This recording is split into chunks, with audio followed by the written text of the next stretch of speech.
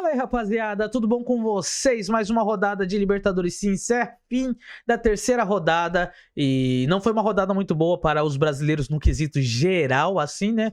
Vamos assim dizer. Muitos tropeços, empates, até o São Paulo ter jogado ali, era ainda nenhum brasileiro havia vencido. Venceram o São Paulo e depois, hoje, venceram o Palmeiras e o Bahia venceram também seus confrontos. Destaques para esses três que venceram, estão liderando os seus grupos. Destaque negativo segue sendo por conta do Botafogo, o atual campeão da competição. Vacila contra o Estudiantes dessa vez, um jogo pegado, difícil, e também um jogo com muitos erros da parte do Botafogo em finalização. O Flamengo derrapa, empata, né? Mas eu achei um bom empate, dada as circunstâncias, dada o adversário e a altura, né? Poderia ter saído com uma vitória? Poderia, mas o empate não é ruim. O que foi ruim para o Flamengo foi a derrota para o Central Córdoba no Maracanã. Esse daí foi péssimo, horrível, mas esse empate não, beleza? Se inscreve no canal, deixa o like, bora falar um pouquinho mais dessa rodada, o que isso pode afetar talvez futuramente na fase de mata-mata ali, na hora de sorteio, dependendo das posições de grupo, mas ainda tem mais 3 rodadas, muita coisa pode acontecer, então bora acompanhar aí essa Libertadores que está muito boa, com muitos brasileiros representando a nossa nação, e aí também tem muita dificuldade, muitos brasileiros deixando a desejar, beleza? Bora começar. A rodada de Libertadores começou com o Flamengo ali na terça-feira à noite. Flamengo e LDU se enfrentaram. Cara, eu acho que, bom, assim, igual eu falei, o Flamengo o empate foi bom pro Flamengo? Foi bom. Porque se for ver naquela projeção, naquela tabelinha, Libertadores é assim, ganha todos em casa, se empatar fora, vencer fora é lucro, empatou fora também. Ainda mais um jogo no Equador, na altitude do Equador, como é? Que foi o que prejudicou o Flamengo. Tudo bem que o Flamengo teve oportunidade, cara, enfrentou um time fraquíssimo da LDU, se não for me engano, é um dos piores times, elencos já montado da LDU nos últimos 5, 6 anos. A LDU que vinha bem quando era comandada pelo Zubeldia, né? Foi campeã ali da Copa Sul-Americana, e mais disputou, fez frente contra muitos adversários brasileiros, eliminando São Paulo também na Sul-Americana, em que eles foram campeões, eliminando times brasileiros, sendo campeão em cima contra, acho que o Fortaleza. Esse daí era um time que dificultava muito quando jogava em casa, porque sabiam jogar. Essa LDU hoje não, muito fraquinha, sabe? Muito fraco na criação, um time muito... cara, chega a você dar observar o time, eles não têm muita criação, não tem muita qualidade técnica, é mais o físico mesmo, eles se apoiam na questão da altitude, que os outros times que não estão acostumados vão sentir, que foi o caso do Flamengo, mas o Flamengo vacilou. O Flamengo deveria ter matado o jogo já no primeiro tempo, aí feito 1-0, 2-0, porque teve oportunidades, e aí depois no segundo tempo, como era naturalmente e era já conhecido, não é uma situação, a primeira situação do Flamengo na altitude, não é uma estreia do Flamengo jogando um jogo na altitude, é algo corriqueiro do futebol americano, sul-americano que os brasileiros enfrentam contra os times sul-americanos da altitude, Bolívar, o time da Bolívia, time às vezes da Colômbia, do Equador, principalmente da Bolívia e do Equador, que são 2 times que sempre estão se encontrando com brasileiros e todos eles sabem dessa situação da altitude, que é algo que atrapalha. Então, o Flamengo deveria ter ido mais preparado para isso. Eu acho que o esquema de jogo do Flamengo deveria ser pensando, bora decidir no primeiro tempo e depois no segundo tempo a gente vai tentando administrar e vai substituindo, colocando sangue novo ali, coisa que o Felipe Luiz não conseguiu fazer. Ainda contaram com o azar do Plata, que é equatoriano, que já jogou no Independente ali, Del Valle, e tem condições de estar ali ajudando, disputando, já está acostumado a jogar ali com a seleção, a treinar neste ambiente, poderia ajudar o time. Sentiu horas antes ali um desconforto no joelho e por isso não foi a campo, não foi a jogo. Eu vi muita gente pintando este empate com o Flamengo como sendo algo ruim. Não foi algo ruim. Um empate fora de casa é bom. tem que se contentar com isso? Não, tem que ir para vencer, tem que ir para conquistar os 3 pontos. Mas não foi ruim. Foi ruim dadas as devidas circunstâncias que o Flamengo se colocou perdendo pro Central Córdoba em casa. Aí sim foi ruim. Mas não é ruim exclusivamente por conta do empate. É ruim por conta da derrota que foi na rodada anterior, que isso pode prejudicar o Flamengo na fase de classificação, que aí o Flamengo vai com a obrigatoriedade de vencer na Argentina Central Córdoba para conseguir se classificar em primeiro na fase de grupos. E não repetir o que aconteceu no ano passado, onde ele passa em segundo na fase de grupos e começa a enfrentar adversários fortes já nas oitavas de final, que é onde ele acabou sendo eliminado, ele acaba perdendo ali, acabou perdendo o mando de campo, tendo decidido as decisões tudo fora de casa, entendeu? Então isso daí que complica, né? Que é chatinho. Mas eu acho que o Flamengo jogou o que tinha que jogar, não teve capricho, faltou um pouquinho mais de raça, sim. Alguns jogadores sentiram, o próprio Arrascaeta não conseguiu jogar tudo que sabia jogar, jogou muito, parecia que estava muito pesado para ele. A gente sabe que o Arrascaeta não é um jogador mais tão físico, que o físico pega muito ele, entendeu? Então ele precisa se cuidar mais. Não conseguiu, a verdade é que o time não rendeu. Foi um bom resultado? Foi. Mas poderia ser melhor? Poderia ser muito melhor. O Flamengo tinha condições de criar este resultado melhor, fazer essa rodada ser melhor para ele? Tinha condição, mas infelizmente não fez. E aí a gente vai pular para o Internacional, que empatou com o Nacional em casa em 3-3. O Internacional começou o jogo perdendo, foi um apavoro, uma blitz do Nacional, fez 3-0 fora de casa no Internacional, no Beira-Rio, cara. Ali tinha torcedores que já estavam indo embora, tinha torcedores que estavam já abandonando o jogo quando o Internacional ainda faz um golzinho de pênalti ali com o Alan Patrick. Cara, o primeiro tempo é para se esquecer, foi terrível o primeiro tempo do Internacional. Mal viu a cor da bola, sofreu ali um apagão nesse primeiro tempo, a ponto de sofrer 3 gols, um pertinho do outro, um na sequência, os 2 primeiros em menos de 10 minutos já estavam perdendo de 2-0. Então, cara, é perigoso. O Internacional flertou com o perigo aí de sofrer uma goleada até. Mas aí no segundo tempo, com aquele golzinho já do Alan Patrick, de pênalti, diminuiu, deixou só 2 gols de diferença de distância ali para um empate, para não ser tão prejudicial para o Internacional nessa rodada. O Internacional correu atrás, melhorou, teve ali a entrada do Borré no lugar do Carvalho, teve a entrada depois do Oscar Romero no lugar do Bruno Henrique e do Vitinho no lugar do Aguirre, na Royal Aguirre, e isso daí ajudou o time a fazer a remontada, né? A correr atrás do prejuízo.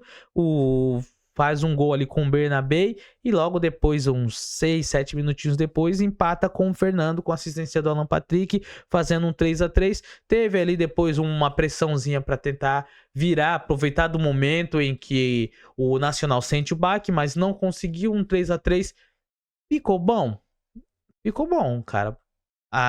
Dado aquilo que o Inter apresentou no primeiro tempo, foi um resultado excelentíssimo, porque era para ser uma derrota. E eles conseguiram, tiveram forças de voltar e se recuperar.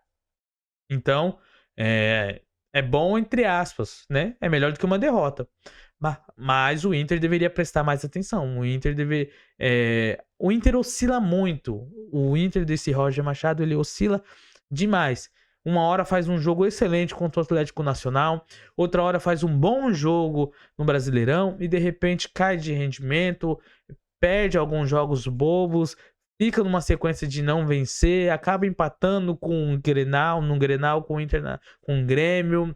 Tem toda a polêmica que teve esse Grenal, poderia ter perdido e chega ali para esse confronto contra o Nacional.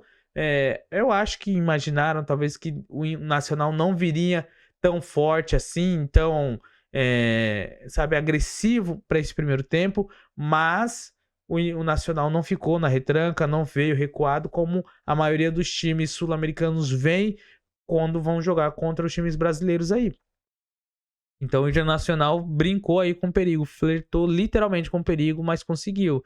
O Estudiantes e o Botafogo vacilou, cara. Botafogo tá mal demais. É questão de alguns dias aí, mais alguns maus resultados aí pro Renato Paiva cair. Eu acho que ele não vai ter continuidade, não vai ter uma longevidade no comando deste Botafogo. Eu vejo o Botafogo perdendo muitos padrões. Tudo bem que perdeu bastante jogadores importantíssimos, 3 titulares do ano passado para esse. As peças de reposições não estão na altura. O Arthur tenta, mas nunca vai ser a altura do Luiz Henrique. O Almada é insubstituível nesse time, então, mesmo trazendo jogadores bons, não vai dar. O do Botafogo ali deu liga o ano passado, o Botafogo foi muito bem. Tem gente que tá falando que o Botafogo teve um ano de Cinderela, né? Porque aí este ano já passou da meia-noite, a carruagem já virou abóbora. Novamente, o Botafogo começa a deslizar, jogar muito mal, perdeu perdeu todas as decisões que disputou neste ano, perdendo ali a Supercopa pro Flamengo, perderam ali a Recopa pro Racing. Então, cara, tem que prestar atenção o que vai ser daqui pra frente com este Botafogo.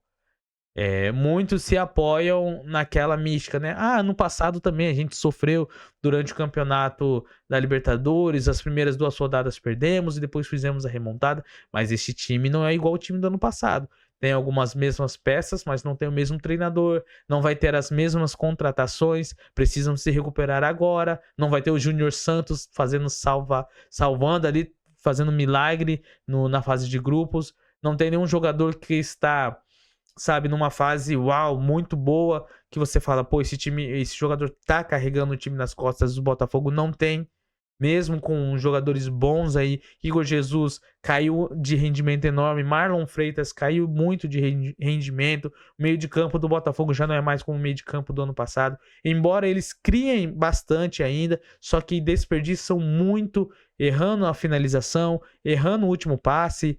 Arame liso o Botafogo tá sendo. Cerca, que não cria muitas coisas, não faz nada. Então o Botafogo precisa urgentemente encontrar o seu caminho nessa Copa Libertadores, porque já passaram mais da metade da fase de grupos e depois não tem como correr atrás. Tá ali em terceiro lugar ali, mas pode muito bem acabar ficando pra lanterna aí, se vacilar mais uma vez. Já perdeu para a Universidade do Chile, perde mais uma vez para os Estudiantes, os 2 mais fortes do grupo. Depois não tem como ficar correndo atrás. O São Paulo e o Libertad eu já fiz um vídeo a par falando a respeito desse jogo. Vão lá ver, eu vou deixar aqui o card aqui, vocês vão lá e conferem, beleza? Confiram lá. E o o Fortaleza empatou com o Atlético Bucaramanga, um time mais fraco do grupo. Fez o gol ali com o Deivinho, saiu na frente e depois acabou cedendo o empate quase no finalzinho do jogo. Fortaleza, cara, esse ano o Fortaleza não tá bem. O Fortaleza, eu acho que o Fortaleza não vai conseguir passar para a fase de grupos, vai acabar caindo para a Sul-Americana, sendo eliminado na fase de grupos aí. Infelizmente, é um time que eu tenho muita simpatia, gosto muito da trajetória do Fortaleza nesses últimos anos no futebol brasileiro, desde a conquista o acesso da Série C para a Série B, a conquista da Série B, chegou à Série A, foi arrumando a casinha, conquistando até o momento em que chegaram a primeira vez numa Copa internacional, na Copa Sul-Americana e depois na Copa Libertadores, depois daquele ano maravilhoso com o Vojvoda, né? Então a gente imaginou que este ano também o Fortaleza faria bonito, surpreenderia, mas não é isso que está acontecendo. Desde o campeonato estadual já estão ali sofrendo muito, perdendo para o Ceará, na Copa do Nordeste também não tem jogado muito bem, no Brasileirão também não estão bem. Tem muitos torcedores reclamando do Davi Luiz, reclamando de alguns jogadores do próprio Marinho. Cara, o técnico é o mesmo, o time tá adaptado ao estilo do técnico, o técnico conhece o clube, conhece os jogadores. O que pode ser feito para mudar esse time do Fortaleza? Eu acho que não tem muita coisa a se fazer, porque o que dá para fazer, o que dá para ser feito, foi feito, está sendo feito. O Fortaleza tem uma ótima administração. O Fortaleza tá tendo recursos para contratar jogadores melhores. Vai me dizer que o Daverson não é o melhor. O Daverson é melhor. melhor do que muitos atacantes que o Fortaleza já teve. Daverson, até então, no ano passado, foi o cara que decidiu a Libertadores pro Galo. Salvou o Galo contra o River Plate, salvou o Galo contra o Fluminense. Então é um ótimo jogador, um jogador experientíssimo, um jogador multicampeão. Campeão com Palmeiras, campeão com... jogou na Espanha, fez gol no Real Madrid. Então, cara, ele é experiente. Tem que se respeitar. Onde o Daverson vai e joga, ele faz às vezes as palhaçadas dele, mas ele agrega muito valor, ele agrega muito em conhecimento, ele agrega muito tecnicamente, e também em grupo, que o pessoal fala que ele é maneiro demais. Então, estão trazendo jogadores, mas não tá encaixando contra esse estilo de jogo sul-americano, às vezes mais retrancado, então perdendo muita chance, e isso daí tá complicando o Fortaleza.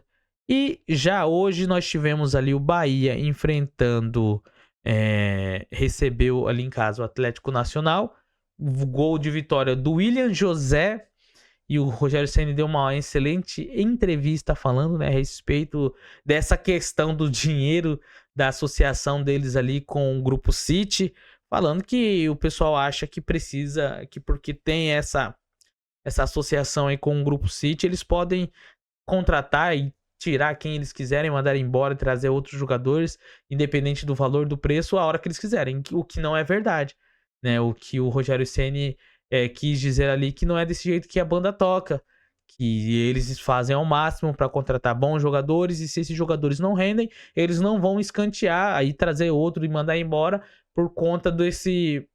porque o pessoal acha que ele tem um dinheiro infinito do Grupo City. Não, ele falou que eles trabalham ali com o orçamento, com aquilo que eles recebem, com tudo, é muito bem organizado, e não dá para fazer sair gastando assim, não, o clube solta mais do que recebe, então acaba entrando no vermelho independente do Grupo City que tem ali. Deve ter alguma regra sobre isso. Em alguns países, né, não tem ali o fair play financeiro, no Brasil ainda não tem, mas acredito que o clube, no caso o Grupo City, é muito bem estruturado, organizado, para que isso não aconteça com o clube, né? Eles só ficarem injetando dinheiro, e o clube não tá dando nenhum retorno, de que valor tem para eles essa aquisição desse clube, se não tem nenhum valor também financeiro. A gente sabe que tudo é o financeiro que gira em torno. E o Rogério Ceni falou isso por quê? Porque muita gente estava criticando ali o William José. Né? O William José no ano passado ele foi até que bem, mas tem uns 2 anos que eles estavam jogando muito bem lá na Espanha, sendo camisa 10 de alguns times, do Zaragoza, eu acho que ele foi camisa 10 do Real Sociedade, não lembro agora direito qual foi os times que ele jogou, mas ele foi muito bem lá na Espanha, a ponto de ser convocado para a seleção brasileira, a ponto de ele ser capitão lá do clube dele, e agora foi contratado aí pelo Bahia e não vinha fazendo boas atuações, e o Rogério justificou falando que eles tentam sempre fazer com que o jogador dê uma resposta em campo, e às vezes o jogador demora para dar uma resposta, e hoje o William José deu essa resposta, faz o gol da vitória que coloca o Bahia na liderança do grupo da morte, o grupo mais difícil, um grupo que tem Nacional, Atlético Nacional de Medellín, Bahia e Internacional, ou seja, tem 3 campeões ali de Libertadores e o Bahia. Então precisam tomar cuidado, não é um grupo fraco, é um grupo muito forte, é um grupo onde o Bahia, se fosse quando foi o sorteio, foi colocado para ser o último, e o Bahia tá surpreendendo, venceu os 2 jogos e empatou contra o Internacional, então tem ali 7 pontos, está na liderança, e se vencer na próxima rodada, já pode encaminhar a classificação para a fase de grupos, e o Rogério Ceni continua invicto na Libertadores, ainda não perdeu como técnico, cara. Então vocês têm um técnico que entende a competição, tem um time muito bom, né? Tem um time com um elenco muito... tem um elenco bom ali, o Bahia. Não tem jogadores tão ruins assim. Tem um elenco bom, tem juventude, tem experiência, tem essa mescla, essa mistura aí. Estão conseguindo fazer bonito nessa fase de Copa e Libertadores, e acredito que cheguem e irão se classificar para a fase de mata-mata. E aí, fase de mata-mata é outro campeonato também. E o Bahia tem plenas condições de chegar até as quartas, até a semifinal, porque a gente sabe como que tem sido a força dos brasileiros nas competições internacionais internacionais, principalmente na Libertadores. Chega uma época ali que parece Copa do Brasil. Confrontos brasileiros, 2, 3, 4 encontros brasileiros ali nas oitavas de final, que você fala, pô, a Libertadores virou Copa do Brasil e o Bahia pode muito bem estar nessa fase aí, representando mais uma vez a Copa do Brasil na Libertadores. Continuando, para finalizar, o Palmeiras foi até Bolívar, lá em La Paz, né, enfrentar o Bolívar lá na Bolívia, começou vencendo, é aquilo que eu falei que o Flamengo deveria ter feito, altitude também, mas o Palmeiras soube aproveitar, né, esses primeiros minutos aí de puro fôlego, que é de suma importância. Então até ali no primeiro tempo faz 2-0 com o Flaco Lopes e depois com o Estevão numa saída bizarra do goleirão ali, o Flaco Lopes pega, domina, desvia, corta, dribla ali o goleiro e fica livre para fazer um 1-0. Depois o Estevão, com assistência ali do Facundo Torres, faz o 2-0 e vão para o intervalo ali com uma segurança de 2-0 no placar, sabendo que quando eles voltassem, com toda certeza, o físico, os jogadores sentiriam a altitude e não deu outra. Voltaram já ali, acabaram logo no início já tomando o 2-1. O Fábio, né, o brasileiro que joga lá, acabou diminuindo o placar para o time da casa, e depois o Estevão começou a não sentir muito bem por conta da altitude. Maurício entra no lugar e depois, minutos depois que o Maurício entra, o que acontece? O Fábio mais uma vez vai lá e empata para o time da casa 2-2, e ali a gente começa a perceber que a perna dos jogadores do Palmeiras vai pesando, mas ali ainda, enquanto teve um instinte de fôlego ali, Maurício foi e fez ali mais uma baita assistência do Facundo Torres nesse jogo, duas assistências, foi lá e conseguiu fazer ali a virada, né, 3-2 para o Palmeiras, vitória gigantesca e importantíssima, cara. Nesses últimos 5 anos que estão com o Abel Ferreira, o Palmeiras só perdeu 2 vezes na Libertadores. E essas 2 vezes que o Palmeiras perdeu na fase de grupos da Libertadores foi com os times reservas, ou seja, com força máxima total, sem estar focando em outro campeonato. O Palmeiras está invicto. O Palmeiras 100% do Abel Ferreira está invicto, não perdeu nenhuma até hoje nessa fase de grupos. Tudo bem que teve fase de grupos ali que despegaram times fracos, mas tem que meter gol, tem que fazer saldo de gol, e é isso que o Palmeiras vem fazendo, fez. Mais uma vez começa uma Libertadores impecavelmente, 9 pontos em 3 jogos, 9 de 9 disputados.